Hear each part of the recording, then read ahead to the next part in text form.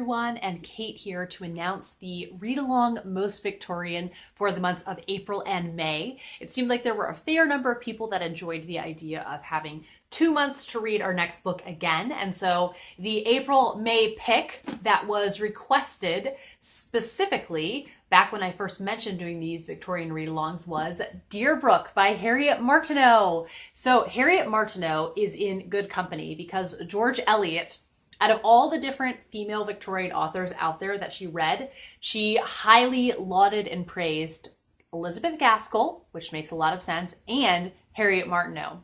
So I'm very pleased to be revisiting this novel. I read it for the first time in October of 2018, more specifically Victober, and fell head over heels, absolutely in love with this novel. And it's only been, a little over a year since I read it, and I'm already so excited to be rereading it.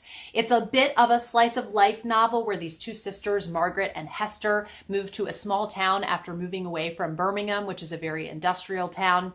And they move to this really small town and kind of the ripple effects that this has, because not much new and exciting and eventful happens in this little town. And Harriet Martineau herself was a sociologist, and I think that really comes through when you read this to see how all of the different relationship dynamics affect the storyline and move it along. I do think that if you are a fan of Wives and Daughters, you might like this, but even if your complaint with Wives and Daughters was that it was maybe a bit slow, which I don't find, of course, because I love Wives and Daughters, I think this is maybe a bit more pacey and has a bit more going on in it. But I just love how you really feel like you get an up close and personal experience with these characters and getting to see everything that's going on around them and the relationships that they have with one another. So I really hope you will join me for the April and May Read-Along Most Victorian pick. And don't forget to leave your discussion comments in this announcement video down below,